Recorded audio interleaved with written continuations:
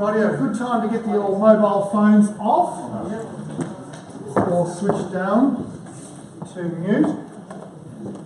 And just while Mary's having getting her lapel microphone off, this Sunday we have for the Corsini exhibition Tea with Mussolini, Franco Zeffirelli's homage to Florence and the expat English women who basically gave him his love of literature. It's a true story, and it's shot throughout Florence. You can go there, you don't have to pay to go there, and what a wonderful entree then to go and see the Corsini exhibition. So let your friends know, say, if you're thinking of seeing Corsini, say, well, go see Tea with Mussolini on Sunday at 1 p.m, absolutely free. You know about these if you go to our home page on our website and scroll down at the bottom. It says sign up, and once a fortnight, not once a week, not once every few days like some people seem to like sending out email subscriptions. So once a fortnight we let you know of the talks, the films, the dance previews, the floor talks, the demonstrations coming up. Now on a weekend, if you're coming back or if you're telling a friend, let them know that at Victoria Street Car Park we have a discount parking deal. The first hour is free. And that's not Wilson's across the road. As I said every time, if you've got a lot of money lying around the house, you want to get rid of it, go and park at Wilson's. They'll take it off you in abundance. But down the road, about 150 metres, Victoria Street Car Park, bring your little parking voucher, the ticket you get, and give it to the gallery assistant at the front desk, and they'll swipe it to a machine that wipes off an hour. After that's about $2.20 an hour. So it's convenient, you don't have to run off and you think, oh gosh, I'm enjoying this so much that I have to leave. And also by joining up on our website, you'll know when Mary's next talk is going to be, which will be next Thursday at 12. You'll know that it's going to be on the board, and you'll know all the other ones that are coming up as well. Okay. So there's some things for you to do tonight. I'll give you your homework.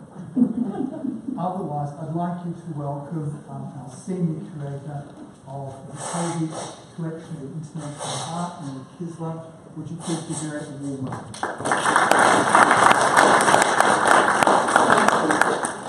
I'll try to remember which is the right button to press. Number 2.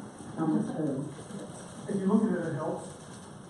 No, I'm just watching to see what goes on and off. You can all see that clearly? Yes. Excellent. Okay, so this week we're going to scoot through the Renaissance. We'll cover at least 2.5 centuries in half an hour. That's fine, we can do that. Now, what marks the Renaissance from the period that was known either as the Middle Ages or the medieval period? I've put up these examples by Giotto Bondone. He lived between 1266 and 1337.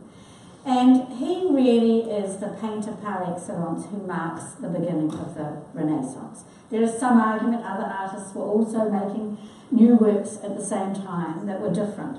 But I've put these 3 works up here because I think it helps you to understand the movement from the medieval period into the 14th century.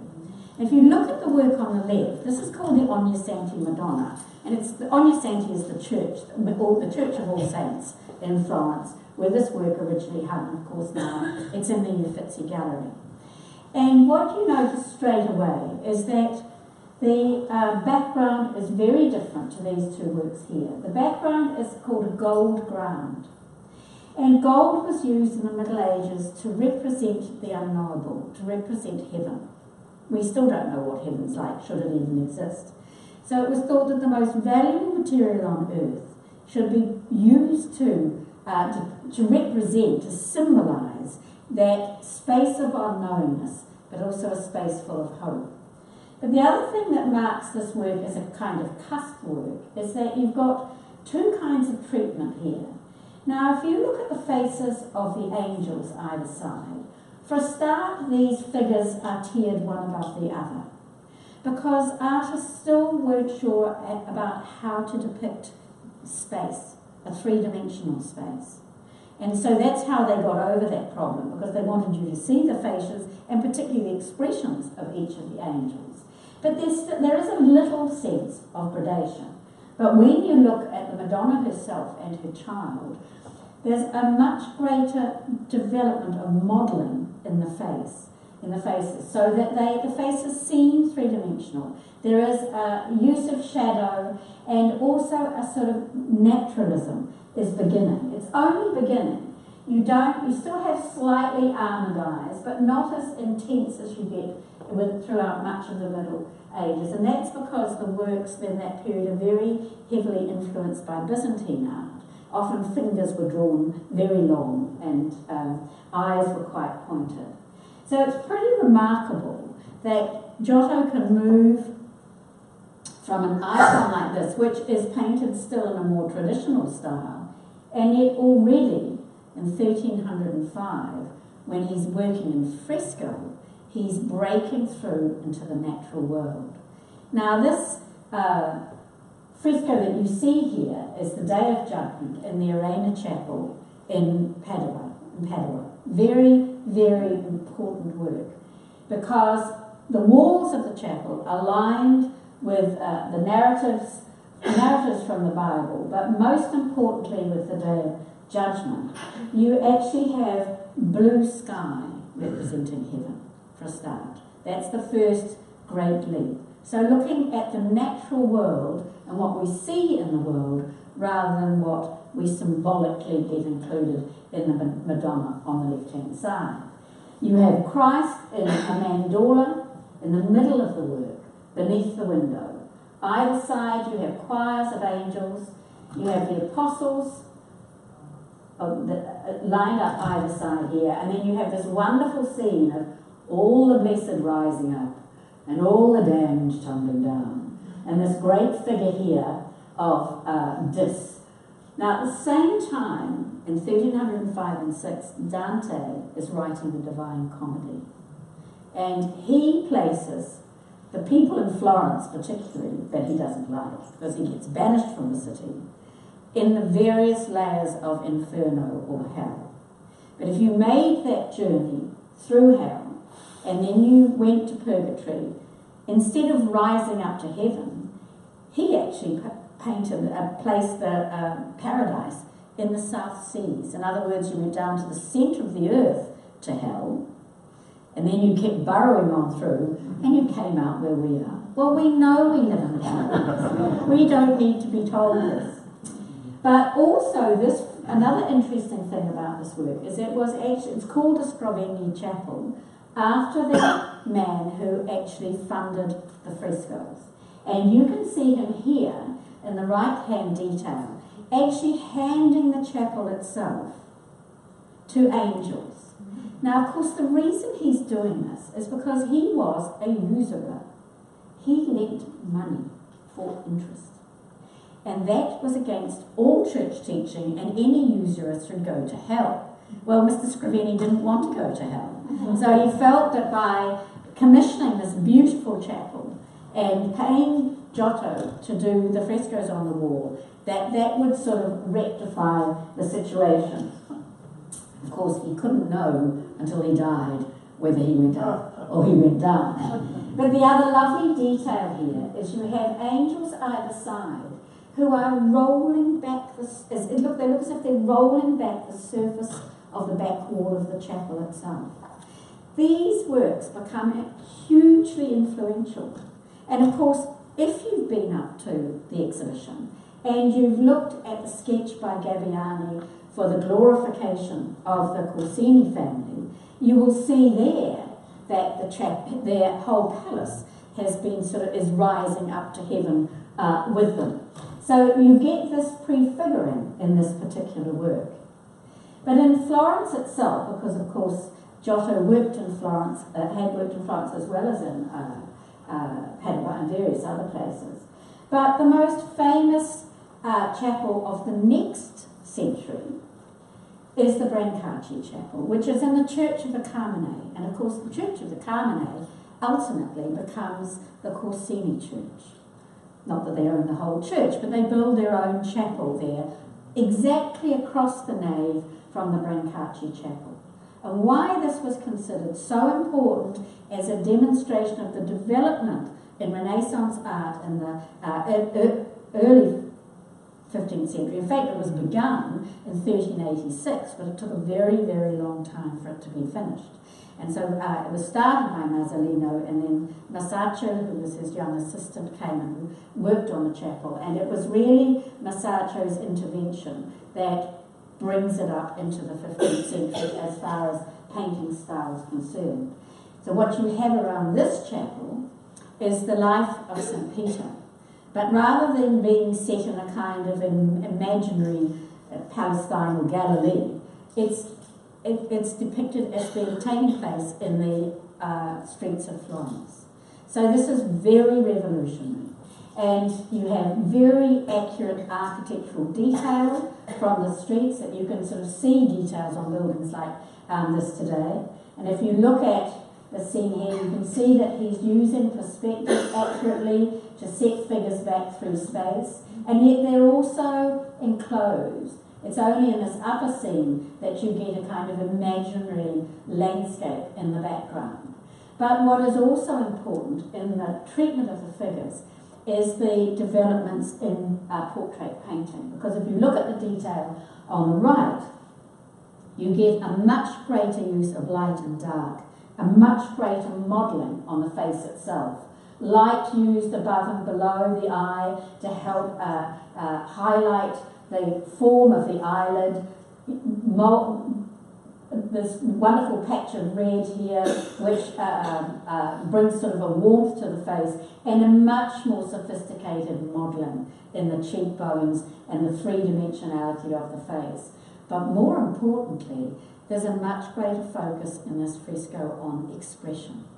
So each individual figure has a different expression to the next, and it's a quite remarkable work. And you get St. Peter, it's a bit dark this corner here, but you see St. Peter walking through the streets of Florence, helping the poor, giving money to the crippled, helping young women who need dowries, helping people who are disabled in any kind of way. And of course, if you were a Florentine of the time going to the church, you would have read this, because of course a lot of people weren't literate. They depended on images for understanding narratives, so all the meaning had to be very clear.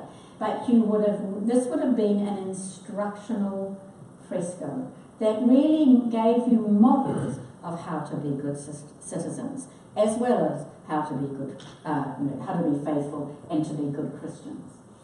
In the early 18th century, the main body of the church was burnt out. And luckily, although there was smoke damage in the Brancacci Chapel and in the Corsini Chapel, they were able to be restored. And this is one of the great jewels of the 15th century in Florence today, and very well worth a visit.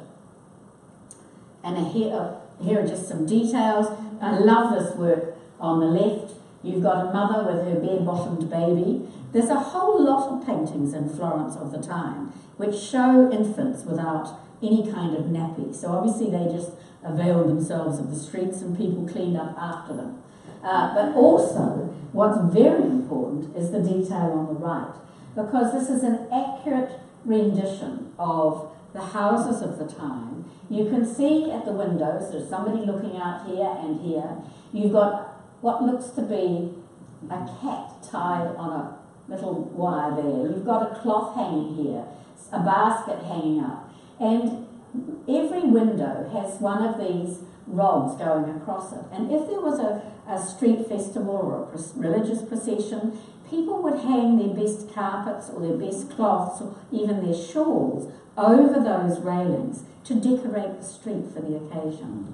And so it's very, very accurate depiction of space at the time. You know, you have a nun here who probably is a tertiary nun, that is a nun who still lives at home rather than in a convent, and a mother taking her child for a walk. But here you've got the two religious figures, St. Peter, but you've got these wonderful, very elegantly dressed Florentine men. And the fabric is worth noting because up until the end of the 15th century, most of this kind of fabric was imported. A lot of it was made in Flanders and was very expensive. And it was usually, it was silk, but with cut velvet. So you'd have the velvet cloth, and then it would be cut away to show the colour of the silk on which it was based. So it's a wonderful portrayal of, and a combination of both faith and of the architecture itself. Now, another very important chapel, tinier, actually probably half the width of the chapel, the Brancacci Chapel itself, is the work that was commissioned for the Palazzo Medici. Now, today it's called Palazzo Medici Riccardi, because eventually the Riccardi family bought it off the Medici, but they didn't want to lose the word, so they just had the double barrel name. And this was painted by Benozzo Gozzoli between 1459 and 1461, after the palazzo had been acquired by Cosimo the Elder, and we'll come to him in a minute. And he commissioned this tiny chapel, and the frescoes on the walls are the Journey of the Magi.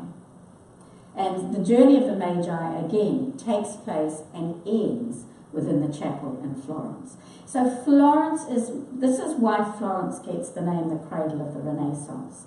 It becomes a focus within art in all kinds of different ways.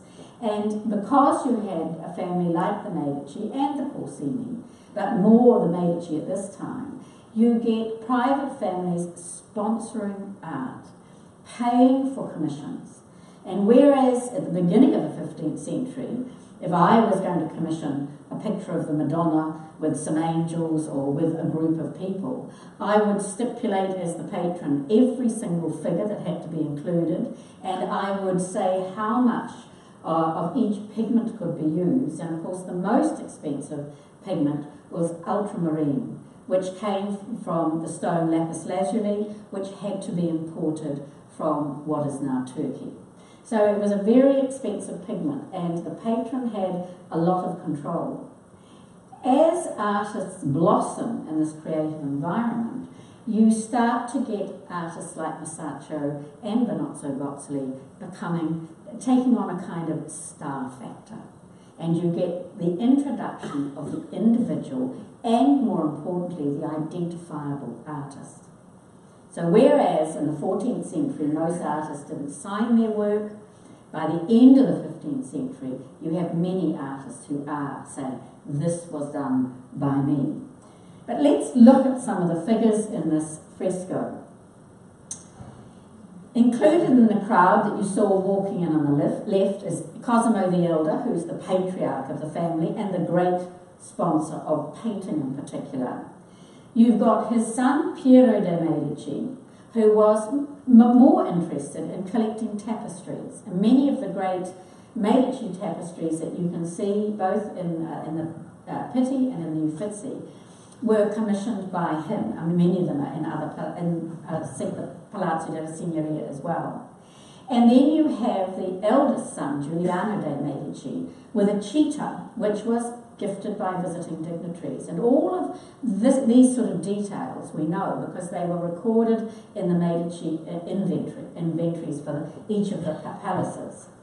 And then if we move on, we have a self-portrait of the artist himself, something that was unheard of in the beginning of the 14th, 15th centuries. And of course, just in case you don't know who he is, he's written his name on his hat.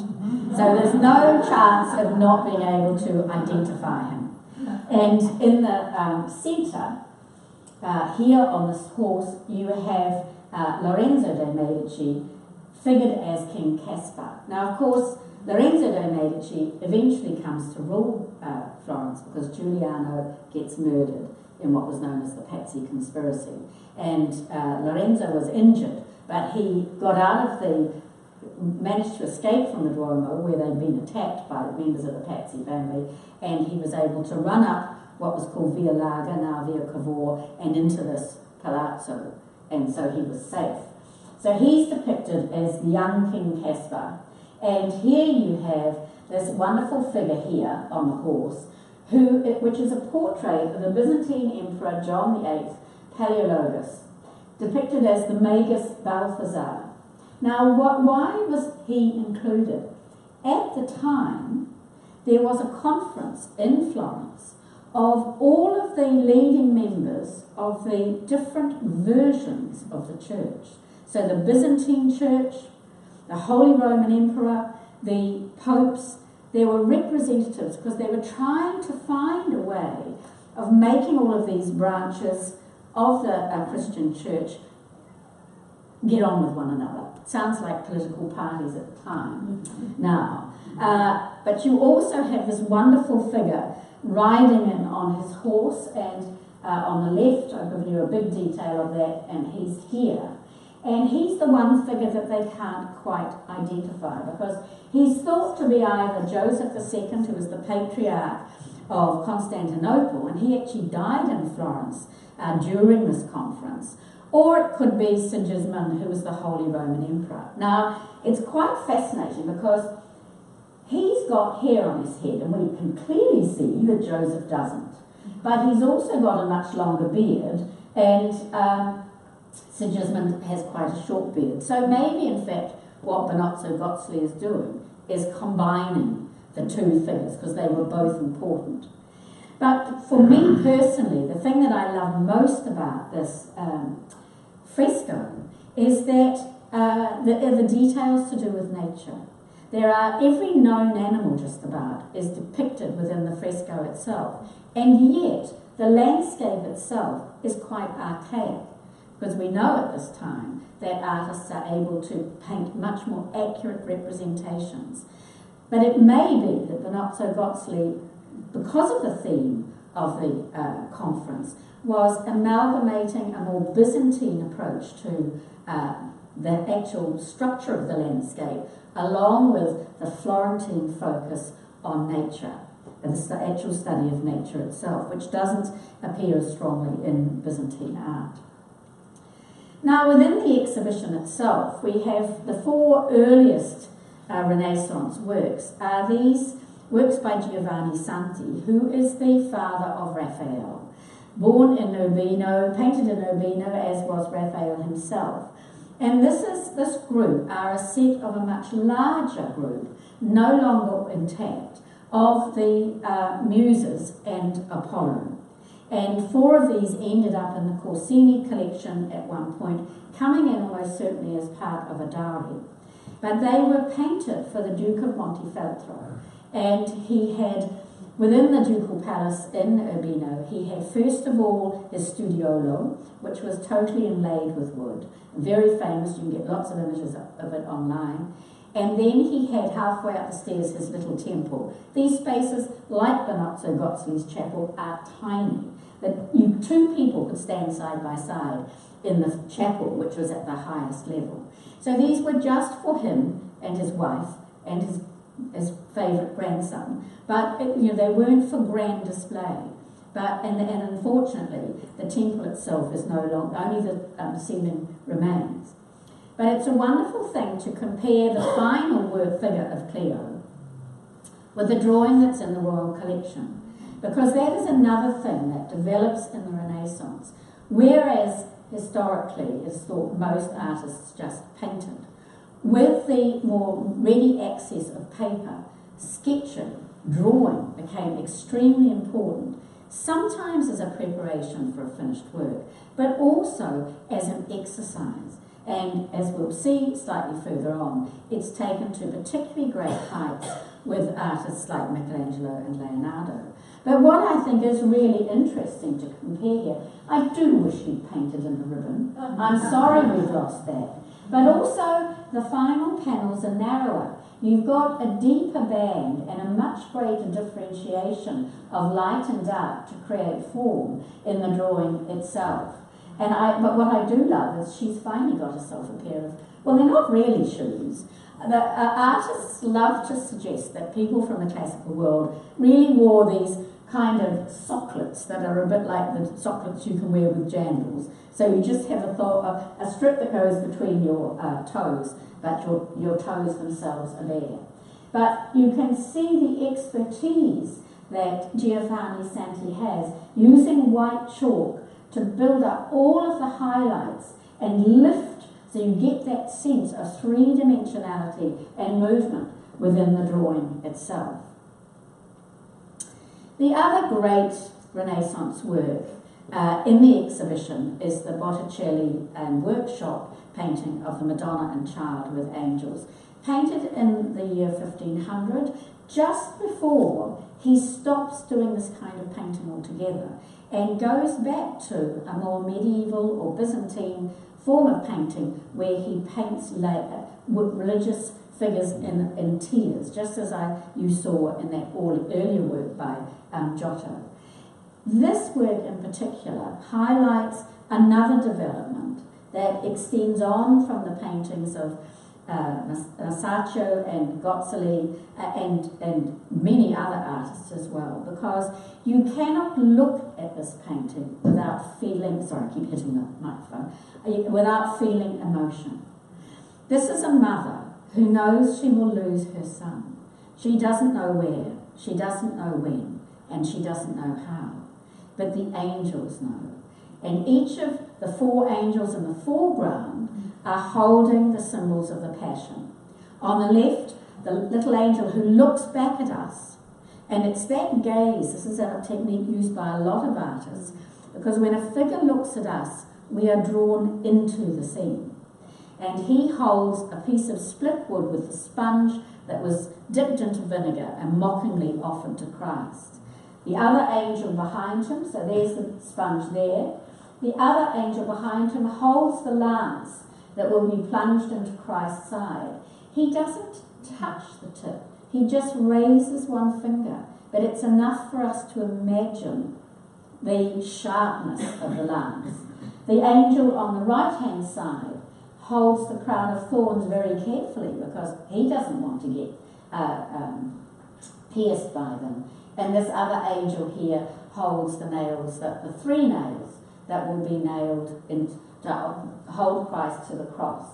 The angels in the background draw back a curtain, which in Italian is known as a padiglione. And this is a symbol of revelation. Because though we have Christ's suffering and his mother's suffering highlighted in the main section of the painting, this crown will be finally placed on Mary's head when she rises up to heaven and her son crowns her as Queen of Heaven. However, there's a sort of shadow of this, the symbolism of the crown of thorns here. These are little miniature martyr's palms, and there are laurel sprays, and there is a sprig of the Annunciation lily, which of course is also the symbol of Florence itself. So it's a symbol of the Annunciation of Mary. It's the beginning, if you like, of this whole narrative of Christ's life. But it's also the symbol of the city. But each of these stems come down through the pearl-rimmed crown. If that were to be placed on her head now, in effect, she too would be wearing a crown of thorns. So it's very, very rich in symbolism. The work that I think is almost certainly definitely by Botticelli's student is this figure here, because the face, the foreshortening in the face, isn't quite right, and yet it's a very sweet face, and I love the wings. Artists started from Fra Angelico onwards, started looking at when parrots particularly were introduced to Italy through trade with Africa. Artists started looking at coloured parrots' wings and using them as a base for angels' wings. Now this isn't absolutely accurate, but when you look at this in the flesh upstairs, you can see individual birds' feathers. But I was saying to a group last night, I always chuckle, because how did angels change their clothes? How do you get that gown over those angels' wings? I just don't get it, but it's, they had to be clothed. Another very interesting work in the exhibition, this is in the centre of the screen, is this painting which is from Andrea Del Sarto's studio. And we've been able to demonstrate to the family that it has to have come from the studio itself. It was always thought that the composition was taken from this very famous Andrea Del Sarto painting, which is known as the Borgherini Madonna, after the Borgherini family that commissioned it, which is in the Metropolitan Museum of Art. But in an exhibition held recently at the Met, they borrowed another work by Andrea Del Sarto called Charity, which is in the National Gallery of Art in Washington. And when I looked, and so they actually had both of these works up on the website. And when I looked at them both, I realised that part of this painting comes from the same cartoon that's being used here.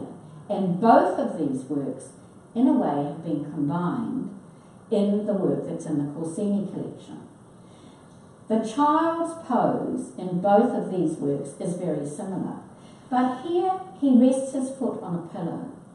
The kneeling John the Baptist, very muscular at his age, is the same in all three works. The Madonna is fascinating because in this work she has a sort of draped cloth around her head. But in both of these other two paintings, she's wearing what is called a balzo, which was a fashionable Florentine headdress of the time, which is made from taking two cloths of different colour and twisting them together and then stitching them. And so she's dressed as a Florentine woman of the time. There's also a slight difference in the, obviously the neckline is very different in the figure of Charity. But the figure of Charity has to be shown with an exposed breast because she represented the gift of breast milk to babies who would have died of starvation otherwise. And one of the things that women who had had children, not wealthy women, but poorer women, if they had plenty of milk, was that after they'd fed their own child, they would go to somewhere like the Foundling Hospital that was set up in Florence and would feed another child. Because otherwise babies were fed almond milk, and needless to say they died of malnutrition.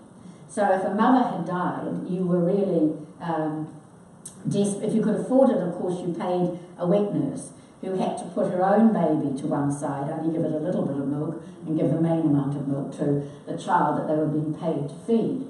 But the other fascinating thing is this work, there is a book here. In the work in the exhibition, there is, of course, it's the Bible, but in this work, the child, Christ child, rests his foot on it. So he rests his foot on the Word, which is what the Bible contains.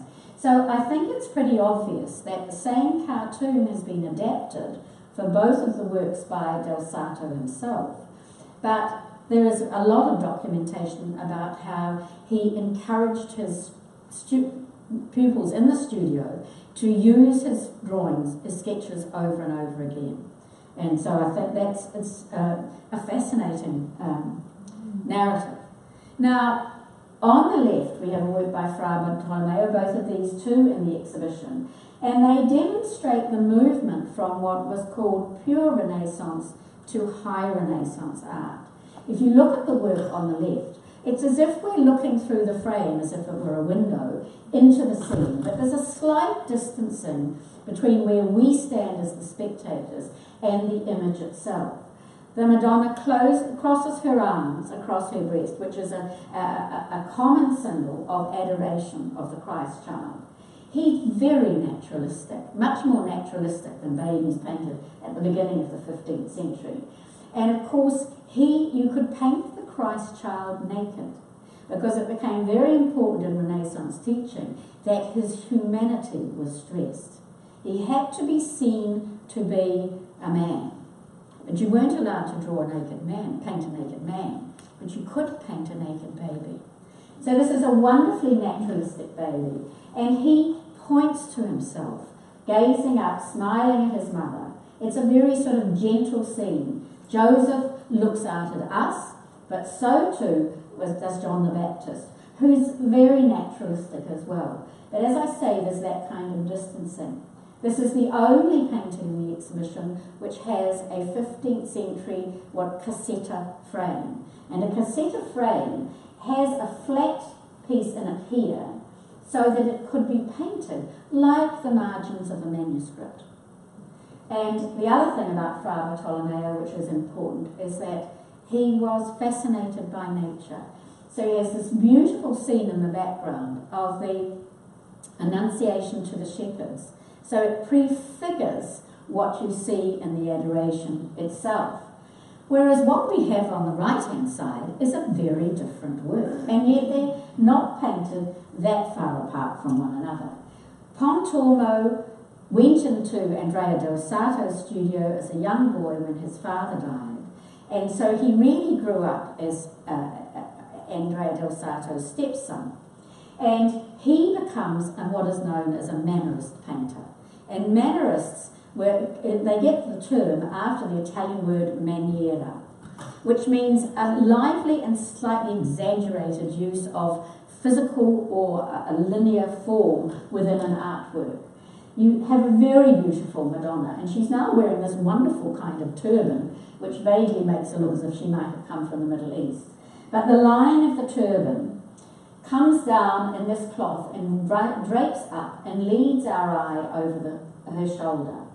She has this wonderful red dress, but her cloak has slipped, and she's not looking at her son, she's looking down at John the Baptist.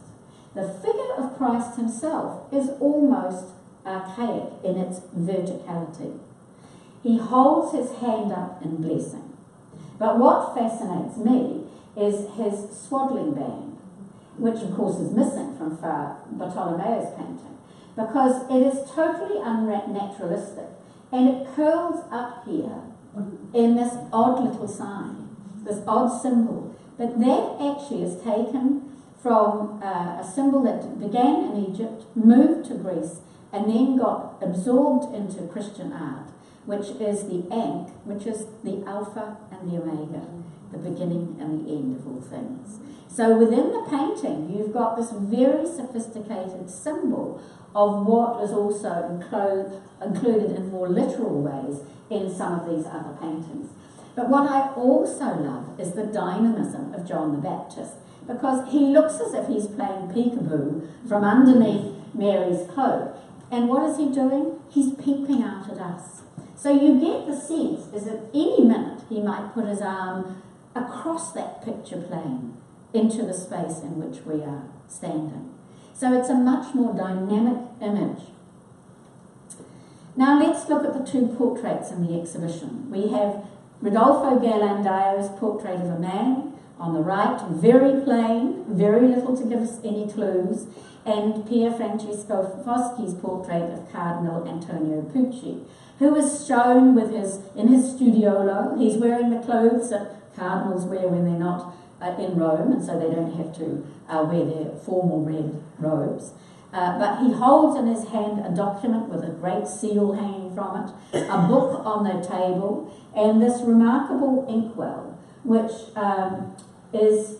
it may be hard to see, but it's based on a sculpture that was found in Rome at the beginning of the 16th century, called in Italian Lo Spinario, or the boy taking a thorn from his foot. It was hugely influential. It was copied in bronze and in marble. Many artists drew it, many painters drew it, and incorporated it into their paintings, that pose into their paintings as well. But here you get it actually attached to an inkwell. Now, Pucci was a very educated man. He got a degree at the University of Pisa. He was a mathematician and a writer. But the thing that is most curious about the painting, and you have to go upstairs to see this, is that in the background there's a tiny building in the landscape and there's a little bridge. Now, Pucci kept begging Michelangelo to go to his country villa at Ennio and build for him a church and a bridge. And Michelangelo used to say, I'll come, but I can't come yet. Well, he was so busy in Rome, and we'll get on to that in a minute, that he never got there. But Pucci painted them, had them painted into the painting just in case they eventuated. Now, with the Ghirlandaio, I wondered when I first saw this work if it might be a self-portrait because of the intensity of the gaze. Because when a person is looking at themselves in a mirror, you have to focus on it, an artist, you have to focus in a particular kind of way. But in actual fact, when I put several other paintings by Rodolfo Ghirlandaio, you get that same intensity of gaze. So he must have told his sitters, you have to look at me while I'm painting your eyes. Whereas if you go upstairs and look at the Foschi, you'll see that his eyes actually go slightly to one side because it's very uncomfortable to have somebody looking at you very intensely while they paint you. But as I mentioned earlier, one of the great developments in the Renaissance was the focus on drawing. And for Leonardo da Vinci in particular, for him it was a study of the natural world, whereas for Michelangelo it was a study of the human body. I didn't let the countesses know this, but I actually found an article that said that Michelangelo got into trouble for dissecting a member of the Corsini family. He was working, both Leonardo and Michelangelo there was a hospital in Florence run by priests who actually allowed them to do dissections. And Corsini had ended up in the hospital and died, and the family at the time apparently, as you can imagine, were not best pleased. But I didn't think I'd pass that information on in case they found that a bit upsetting. But you couldn't do a sketch like Michelangelo does here for the Battle of Cascina if you didn't understand the makings, the inner makings of the human body. But the other great invention that Leonardo made that was so influential was the discovery of the sort of science behind what is called aerial perspective. Now, in most of the paintings I've shown you from the earlier period, the sky is simply just grey or blue. There is no definition or variation of tone. And what Leonardo discovered, through literal empirical observation, sitting out of doors and watching the changing light, was that the further away something is in space, in the landscape, the paler it becomes. They worked out that things become smaller, and they used one point and then multiple points perspective to create deep space. But by introducing aerial perspective, you change the mood as well as the more accurate depiction of nature. And in fact, if you look at the trees in the foreground, apart from the cypresses, they're actually very stylized. But if you look at the lawn on which the angel kneels, there are accurate depictions of flowers. So you have this still life detail included in the work. Now, another very important drawing that we thought we were going to get the original at the beginning when we were planning the exhibition, because the family owned the original drawing of Raphael's portrait of Pope Julius II della Rovere.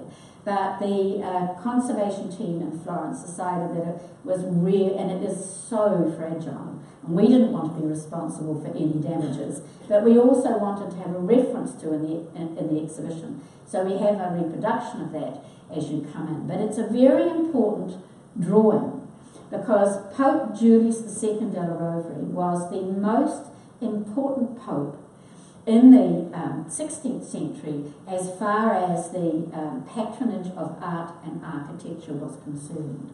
And so he's very, we needed that element within this narrative. And Michelangelo, the work that you'll perhaps be particularly familiar with if you ever walk through Myers Park, because we have a copy there, is the figure of Moses that Michelangelo worked on for many years for the tomb of Pope Julius. And he originally wanted his tomb to be in St. Peter's.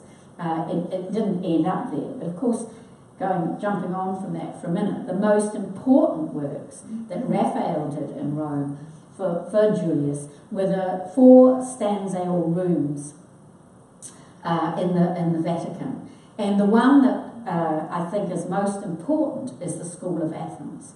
And it was important for artists at the time because it talks about, what it did was make acceptable the focus on the classical world, which somebody like, Savonarola in Florence earlier had been preaching against reading classical texts and doing paintings of Venus and Apollo and all of the other figures. So you actually have the Pope now saying that it's a very good thing to look at the classical world. But what Michelangelo and Raphael and to a degree Leonardo do is they depict the classical world as prefiguring the world of Christianity. So instead of it being the Old Testament as the prefigurer, you get the classical world, the Old Testament, the Christian world. And in this fresco of the School of Athens, and we have a print after Raphael that's in our section of the exhibition that you can go and look at. In the centre, you have Aristotle and Plato, and I'll just have to read this bit because otherwise I'll get it wrong. But Plato was developed a philosophy called which became called Neoplatonism in the Renaissance, which believed that everything on earth is but a shallow copy of the perfection that you found. Well, he believed in the cosmos, and of course within Christianity that becomes heaven. Whereas Aristotle was an empiricist. He was the one who influenced Leonardo. Plato was the one who influenced Michelangelo. So what you've got is Plato pointing up to the cosmos, and you have Aristotle pointing out at the natural world, the world of earth. And in this detail, I just want to make another link that you can see when you go upstairs, because as I mentioned the boy taking the thorn from his foot earlier on. You've got the sculpture on the left. I've reproduced the detail that's in the painting by Foskey, but I'm fascinated by this pose here because it is the most unnatural pose to write in. Now it's very clever because it's a reversal, but it's thought that it comes from this notion. I mean, it's slightly different. The knee isn't raised as high, it doesn't need to be. But this figure was very, very influential, and many artists went from all over Italy to Rome to look at the classical works that were either, and this had never been buried. Many of the works were being excavated at the time, and they became the source for the composition in a number of works. But of course, the most important space is the Sistine Chapel.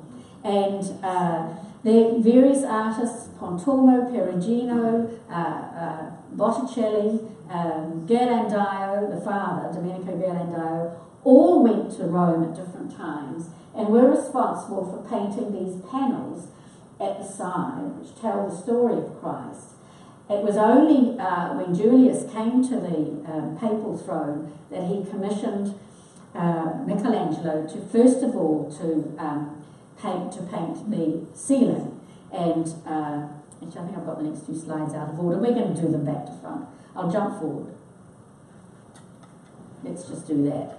Sorry, I meant to move them around.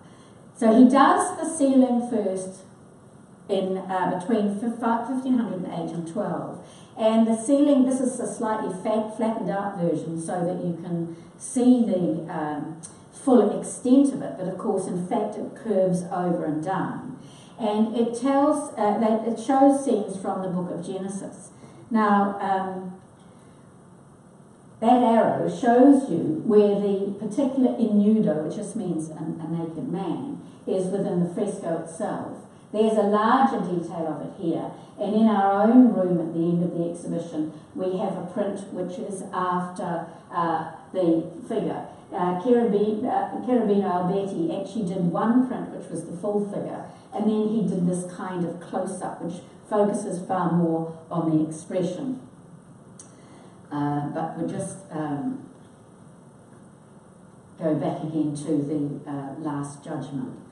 Of course, a lot had happened in Rome between the commissioning and the finishing of the ceiling of the Sistine Chapel and the commissioning by the next Pope of the Last Judgment. And of course, that was the sack of Rome in 1527 and a new focus on spirituality.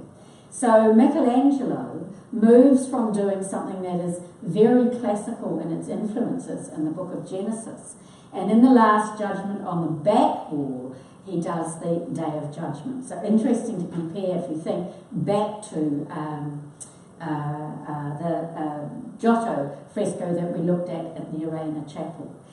Here you have the again heaven depicted as blue, but it is layered into sort of tiers. So you have the figure of Christ in the centre of the work, and you have Mary by his side, although she's not crowned here. But this is not benevolent Christ. This is a Christ on the Day of Judgment, when all the souls rise and they are selected to go up to heaven permanently or to go down. And it's absolutely remarkable in its detail. Now, of course, we can't have a reproduction. We can't get this sort of work within our exhibition, but we do also have a print of it in the final room. And it's works such as these by Michelangelo that really mark the very last developments in the High Renaissance before, at the end of the century, we move into the Baroque. And that's going to be the subject of my next talk. Thank you. Do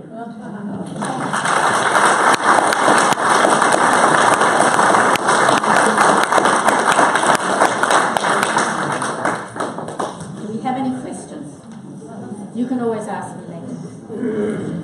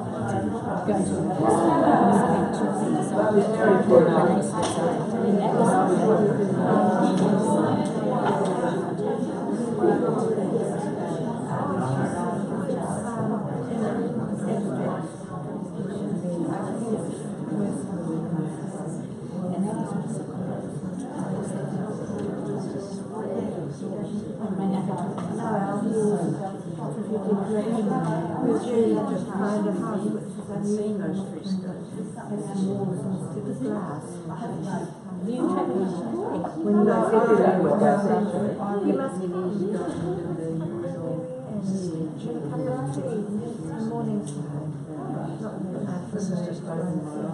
have to go again. Have you seen Sue? Sue's in Naples at the moment. We're I'm going in 3 weeks' time. To Naples? Yes. I'm going. It's so lovely to see you. I'm going to